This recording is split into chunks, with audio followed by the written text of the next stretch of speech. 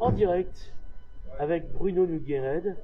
Alors Bruno Noguered, outre qu'on l'a connu dans le Vercors, pas dans le Velcro sautant à l'élastique, euh, il est. Alors t'es propriétaire, t'es pas directeur du Rocher et des autres maisons d'édition.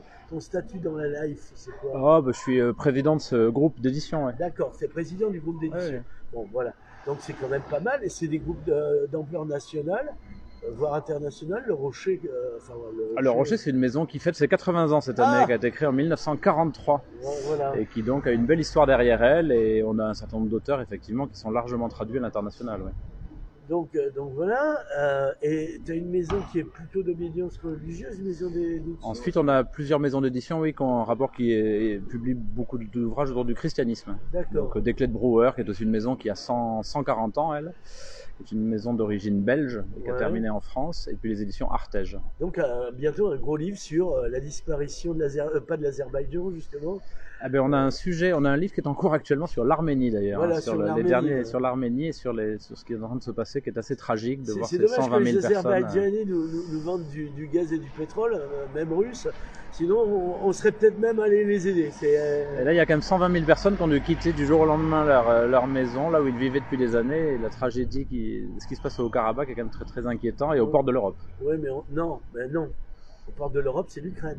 Oui, mais aussi. Et puis les Arméniens sont noirs. Enfin, il y a sûrement un truc. Non, je crois pas que ce soit tout à fait ça. Sinon, Mais il y a des indifférences c'est la difficulté. On a souvent des arguments géopolitiques qui sont plus forts que oui, c'est là, notre bonne conscience. Omar Sy n'est pas arménien, mais Mathieu Madénian. Que fait Mathieu Madénian? J'ai vu dans un très bon film qui s'appelle Pour l'honneur sur le rugby et l'intégration des migrants. Je ne l'ai pas vu. Je te le passerai à l'occasion. Alors, bon, quand même, on va parler de trucs. Il y a eu, alors donc, tu es le principal opposant à Louis Alliot, puisque la gauche est morte, ou alors elle dort très fort, il y a un truc. En tout cas, elle n'est pas présente au conseil municipal alors de Perpignan. déjà, oui. Voilà. Donc ça l'empêche effectivement dans ce cadre-là Oui, d'exprimer mais quoi que moi ce je soit. suis pas présent au conseil municipal, quand j'ai des trucs à dire, je les écris. Euh, on voit que ça les passionne pas plus que ça, quoi. Mais on les reverra pour les élections, j'allais dire les allocations. Donc, il y a eu un conseil municipal. De quoi qui causait? C'était quoi l'enjeu?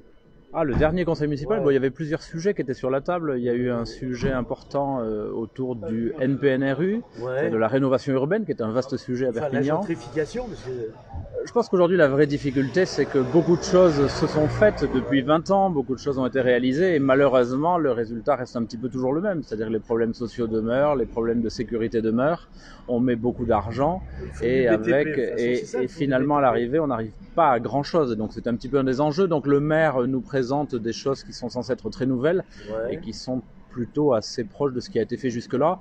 Et là où je le trouve assez un petit peu méprisant, c'est qu'il a tendance à considérer qu'avant lui, il ne se passait rien du tout et que ses prédécesseurs n'ont strictement rien fait. Et quoi qu'on en pense, il se passe quand même des choses à Perpignan depuis des années, sans doute pas suffisamment, sans doute qu'il faut accélérer, sans doute qu'il faut réorienter les choses. Et je ne suis pas certain qu'il ait vraiment l'envie de le faire. Le problème, c'est que les vitrines culturelles, pour un sujet que je connais un peu, coûtent cher. Et puis, c'est pour des happy few. Je pense surtout que la vraie difficulté des politiques, et le maire de Perpignan en est une expression, je dirais, tragique. Avant tout, ils s'intéressent à leur électorat, ils s'intéressent à savoir qu'est-ce qu'il va leur arriver dans 3 ans, dans 4 ans, dans 5 ans. Et donc, ils mesurent toujours leurs actions politiques à l'aune de leur action publique, à l'aune des résultats politiques et à l'aune des résultats électoraux. Et malheureusement, avoir une vision, c'est voir plus loin que la prochaine élection, c'est voir plus loin que sa clientèle du moment ou sa clientèle de demain. Et ça, je reconnais que c'est quelque chose qui est assez difficile quand on vit de la politique et quand on n'a pas d'autre choix que d'être réélu. Sinon, on ne sait plus quoi faire de sa journée. Alors, tu sais que avant qu'il soit maire, il tenait le même discours à propos de Pujol. Non, je te le dis. Oui, mais moi, après, je suis pas là pour. Alors, moi, je parle pour moi. Oui. Moi, je sais que j'ai la chance d'avoir un métier, Oui, d'avoir une activité oui. professionnelle.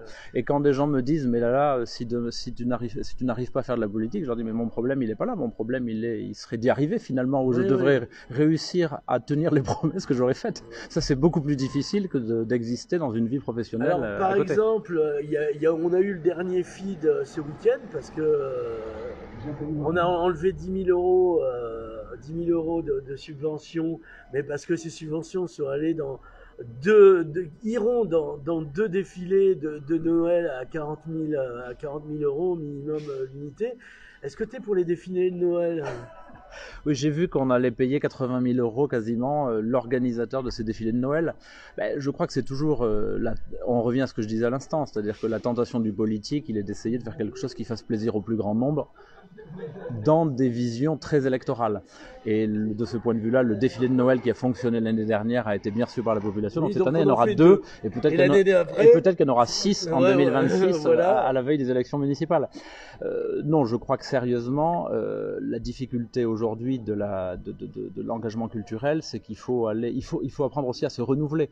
Pour moi, la culture, c'est de la plus belle des missions parce que c'est celle qui consiste à prendre dans le passé et dans le présent, mettre en avant des éléments qui vont permettre aux gens de vivre, mais de vivre au sens premier et plénier du terme. Il faut que ça nourrisse, sinon c'est pas de la culture. Voilà, quand je dis vivre, c'est ça. Pour moi, vivre, c'est pouvoir penser, c'est pouvoir être libre, et c'est pouvoir avoir une conviction et pouvoir exister au cœur de la société. L'émancipation par la culture, ce que tu essayes de... Je crois à l'émancipation par la lecture, bon, c'est un petit peu le cœur de mon métier, par l'intelligence, et je crois surtout à l'apprentissage de la liberté par la réflexion. La capacité à sortir des schémas préétablis par la réflexion, par l'expérience qu'on a pu vivre. Et je crois que la culture est des préjugés, il paraît. Et je crois que la culture est une porte d'entrée pour ça. Moi, je le dis pas parce que j'ai des préjugés sur la culture.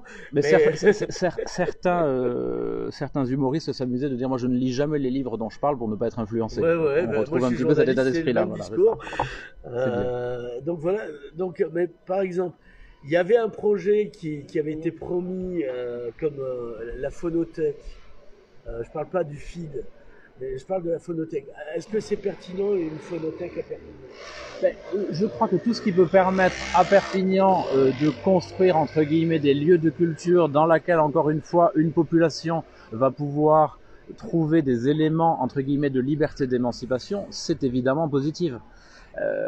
La difficulté, elle est toujours la même, c'est que beaucoup de choses sont pensées de manière très microcosmique à Perpignan. C'est-à-dire que c'est des petits ensembles et dans lesquels... Tu ne crois pas au parc cinéma Non, je crois que là on est vraiment dans de la communication pure et dure pour faire croire qu'on fait quelque chose. Et puis tu as vu, on tape le nom du gars et puis on voit que ça fait 4 fois qu'il... Oh, ça fait oui, il y a même quelque chose d'assez drôle, c'est que ce mois-ci dans le journal régional, le même projet est présenté à Montpellier. Donc dans le journal que présente la région, que la région a mis dans les boîtes aux lettres. Tu crois pas au multivers, t'aimes pas Marvel, c'est ça? C'est ça, voilà. Non, je crois avec. Et puis. Avec le même gars ou un autre? Non, a priori c'est la même personne qui cherche depuis. Ça fait plus de 10 ans qu'il essaie d'installer ça. Non, 2013 la première fois. À Toulouse, il y avait déjà Toulouse, Pamiers, Béziers, Montpellier, Perpignan. Et Jérôme Croaretti avait rencontré Robert Trigano qui était maire de Pamiers, qui lui en avait parlé, mais il y a etc. quoi. Non, mais je crois que ça fait partie. La difficulté du politique, c'est de ne pas rentrer en permanence dans la. Vous savez, dans la vie réelle, dans la vie réelle, on communique sur ce qu'on a fait. Oui. Souvent, la politique se définit comme une communication de ce qu'on ne fera pas.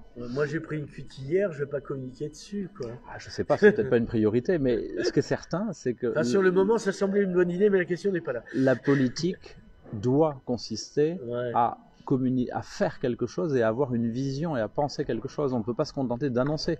Et ce parc d'attractions, c'est une annonce permanente. Ça fait quand même... Non, puis c'est tombé à un moment donné... Ça fait... Range ta chambre, j'ai un parc à thème. Non, ça faisait ça. Ça fait 3 ans qu'au conseil municipal, quand on pose la question au maire sur ce sujet-là, il nous répond qu'il verra le jour à la fin du mandat. Mais de la même manière qu'il nous a dit l'entrée de ville sera rénovée au nord avant la fin du mandat, qu'il nous a annoncé plusieurs fois que le centre d'entraînement de l'USAP serait inauguré pour la Coupe du Monde de rugby. À ma connaissance, elle a commencé et on ne sait même pas où le centre d'entraînement va être construit. Tout ça, c'est de la politique d'annonce et Monsieur Alliot a beaucoup communiqué sur une ville plus grande, plus sûre, plus propre. Et objectivement, quand on se lève, on va dans les... Voilà, et quand on se lève et si on va se promener dans les rues environnantes d'ici. Il m'a dit pour les poubelles, à un moment j'avais des pyramides de poubelles. C'est pas lui. Il les a fait virer. Il m'a dit, je l'ai croisé, il me dit, oui, mais c'est pas moi, c'est l'agglo. Alors il y a peut-être aussi un problème avec l'agglo. La difficulté, quand on est... je veux pas le défendre, mais bon, quand même. Quand on est chef d'entreprise, en général, quand il y a une difficulté, on n'essaie pas d'expliquer toujours à ses salariés, ses fournisseurs ou ses clients que c'est pas de notre faute, que c'est la faute des autres. On essaie de les résoudre, les problèmes. Et donc, si effectivement c'est une compétence de la communauté urbaine, il en est quand même vice-président. Oui. Donc a priori, il a un poids qui devrait lui permettre d'obtenir un certain nombre d'améliorations. Alors, ton problème, c'est que toi, tu passes après toute une série de gens qui ont déçu. Je parle politiquement. Pourquoi je te croirais plus, quoi, finalement, tu vois? Mais il faudra pas me croire. Non, mais moi je cherche pas à être cru. Ouais. Je considère que si Et être cuit? Non, non si plus. si les gens sont contents, trouvent que Perpignan en 2020 se trouve en Perpignan en 2026 dans une bien, ça les satisfait, que leur cadre de vie leur convient, qu'ils ont Ouais. l'impression que toutes les potentialités de cette ville ont été exploitées, ben ils voteront pour Louis Alliot. J'ai pas de problème. Mais s'il y a Moi, personne en face, moi, il joue aussi là-dessus. mais il y aura d'ici là, j'ai aucune Je sais inquiétude. que tu défends la gauche, mais Non, je défends. D'ici là, il y aura immanquablement des personnes de bonne volonté, des gens qui aiment leur ville, ouais. des personnes qui sont prêtes à s'engager parce que c'est une mission Tu crois à difficile. la providence? Oui, ça, je suis au courant. Oui. Non, mais Il faut la providence, l'Esprit Saint, l'archange Gabriel, Saint oui, Michel il faudra. pour nettoyer. Vous savez, il y a surtout un dicton qui dit à toi le ciel t'aidera. Donc je crois pas qu'il faille rester assis sur une chaise à attendre Ouais. que les choses se fassent. Bon, là, c'est un mauvais exemple, mais C'était un très mauvais exemple. Mais, non, mais moi je crois fondamentalement qu'il y aura d'autres projets qui seront présentés et que les Perpignanais auront le choix. Après, moi quand les gens viennent me voir en disant vous inquiétez pas, on votera pour vous, dans l'isoloir chacun fait ce qu'il veut, on va pas se mentir. Et les mêmes personnes qui aujourd'hui me disent pique-pendre de ce qui se passe au niveau de la mairie sont les mêmes qui sans doute, ou en tout cas une partie d'entre eux, qui vont voir le maire et qui lui expliquent que ce qu'il fait est très bien, est très grand et très beau. Si tu avais été au courant, il y avait des gens avaient fait une pétition anti-Alliot, antifasciste avant qu'il soit élu. Et puis maintenant, par exemple, David Garcia travaille avec la mairie. Je crois que là-dessus, les postures, elles sont toujours... non mais moi, je crois au fond des choses. Ouais. Moi, je serre la main de tout le monde, y compris des gens dont je ne partage pas les idées politiques. Je me voile pas dans des postures anti-fascistes ou anti-socialistes ou anti-je ne sais quoi ou anti-tout. Je crois au pragmatisme, je crois à la réalité de l'action plus... Et je crois surtout qu'il faut être libre pour être élu, et notamment être libre vis-à-vis du mandat. C'est-à-dire que pour moi, si l'élection devient un job à temps plein et si le mandat devient un job à temps plein, de toute manière, on n'a plus aucune liberté parce qu'il faut bien réussir à le garder, le mandat. Marié, oula. Et donc, je crois fondamentalement aujourd'hui que le choix, c'est un choix de personnes, c'est un choix, on va dire, d'état d'esprit des personnes. Et donc Saint-Jacques, parce que bon, moi, on est sur la place qui a été rénovée. Alors ma sœur qui vit en Bretagne et qui est directrice de service dans la ville, elle avait le truc, elle dit c'est ni fait ni à faire, parce qu'on avait déjà râlé quand Jean-Paul Albuy avait sorti le granit, parce que ça salit vite, parce qu'il y a des aspérités et ça relâche la chaleur. Quand ils ont mis la même chose à République, même topo, et là on se retrouve avec ça, et quand j'en ai parlé au maire, il m'a dit ah mais c'est Jean-Marc Pujol, celui-là si je le chope c'est jamais de toutes les manières sa faute, ne vous inquiétez pas, il n'est jamais responsable de rien, c'est ou l'État, ou ses prédécesseurs, ou la région, ou l'incapacité de ses prédécesseurs, c'est toujours ça. Et où est la navette, par exemple? Il y avait une navette qui était bien pratique pour nous. Mais ça doit être la communauté urbaine, ça. Oui, c'est pas lui. Mais non, au niveau de Saint-Jacques, aujourd'hui, très clairement, on en est encore à dépenser beaucoup d'argent pour détruire, puisque on a quand même détruit encore les 6 derniers immeubles qui ont été détruits en haut de la rue Lucia. La destruction et le confortement des immeubles restants a coûté 700 000 € à la collectivité.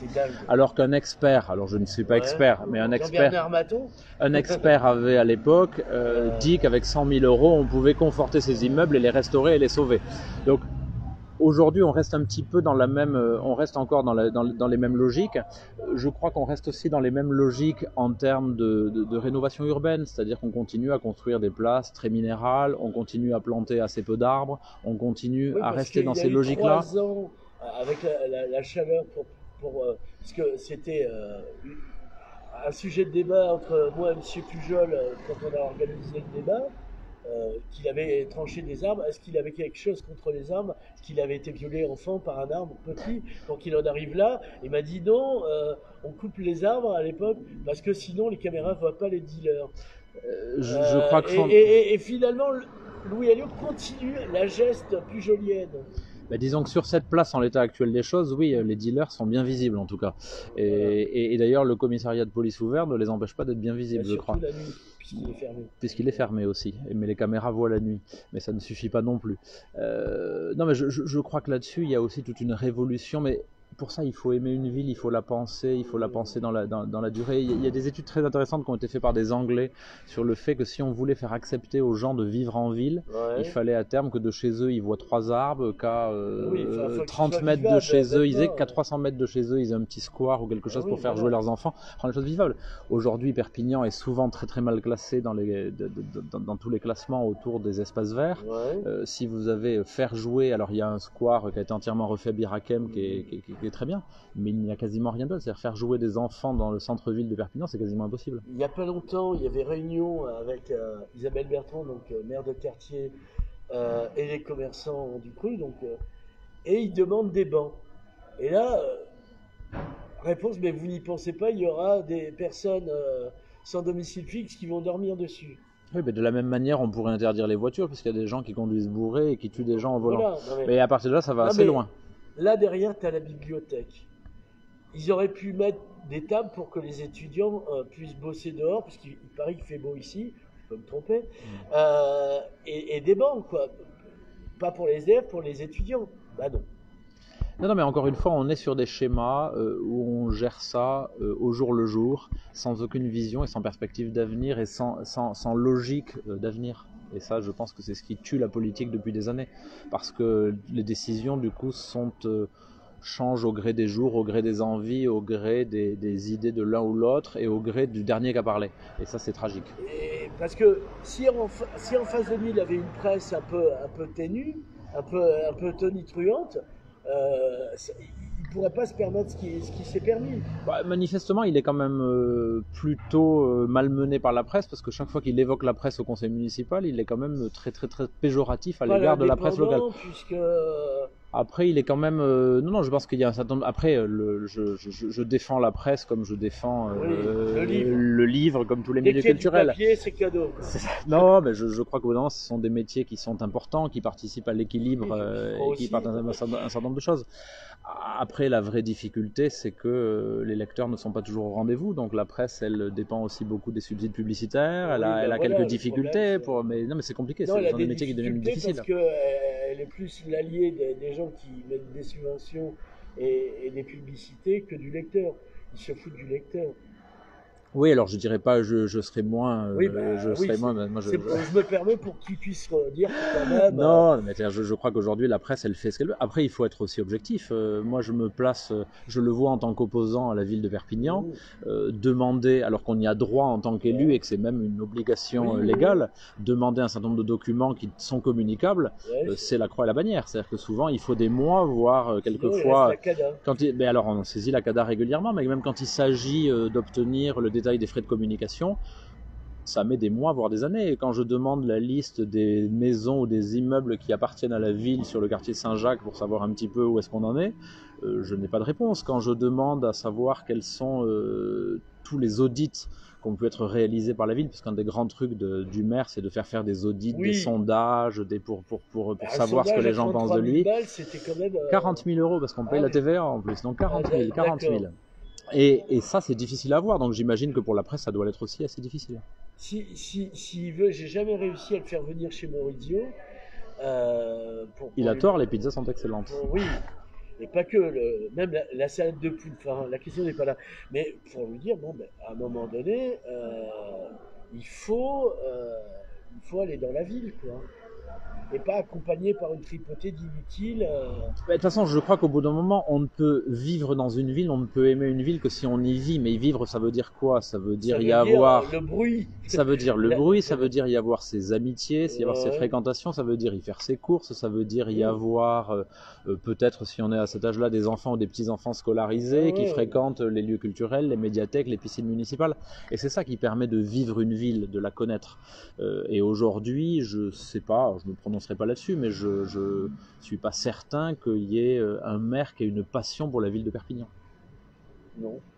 Mais c'est plus le même homme depuis qu'il a vendu son bateau. Ça, je ne rentre pas dans ces considérations. Là, Alors, avant de terminer, qu'est-ce qu'il y a à dire d'urgent? Est-ce que tu as un Instagram, un site internet? Non, mais C'est quoi le aujourd'hui, nom de ton domaine? Non, ça c'est Vinoscopie, c'est confusion totale. non, mais aujourd'hui, ben voilà, moi je continue à faire ce pourquoi j'ai été élu. Ouais, Quand on est élu dans l'opposition, très souvent on est critiqué parce qu'on s'oppose et oui. parce qu'on critique Oui, tout. mais c'est con, Mais en même temps, c'est un petit voilà. peu pour ça qu'on a été élu. Si les gens avaient voulu qu'on donne des idées et qu'on fasse, ils nous auraient élus pour présider aux destinées de la ville. Voilà, Donc non, dans la mais moi on mesure où me on a dit, été ah, élu. quand même, t'es dur, oui, mais ça s'appelle l'archipel contre-attaque, sinon c'est ça, Robinet Et de puis tienne. encore une fois, si les gens avaient voulu qu'on s'occupe de régler tous les problèmes de la ville, ils nous Ouais, auraient élus à la place du maire. Dans ouais, la mesure où on est dans l'opposition, ben on est là pour s'opposer, pour faire un certain nombre de critiques qui sont le plus constructifs possible, pour lui donner un certain nombre d'idées et de choses à pouvoir mettre en œuvre. Quand je lui demande de passer du temps à mettre en place un certain nombre de rappels à l'ordre dans le domaine de la sécurité vis-à-vis de mineurs qui ne sont pas encore délinquants, mais qui pourraient peut-être, en rencontrant le la bonne maire... personne ou la mauvaise, enfin, Non mais c'est évidemment que le maire a une responsabilité à recevoir ses familles, à les voir et ouais, peut-être ouais, à les aider ouais, ouais. les uns les autres à pas sombrer dans des délinquances plus grandes. Ouais, mais il va te dire que c'est le département. Non, là il m'a pas dit grand chose et Ah ouais, d'ailleurs je ne sais toujours pas s'il en a fait une seule depuis qu'il a été élu. Donc voilà, on essaie aussi de proposer un certain ouais. nombre de choses, mais on est là aussi pour s'opposer et le temps de la construction viendra et les réseaux sociaux permettent de prêcher les bonnes paroles et prêcher et de manifester les idées qui sont les nôtres et les projets qu'on peut avoir et les équipes qu'on va pouvoir rassembler dans les prochains mois. Bruno Noguered, merci. Je vous en prie.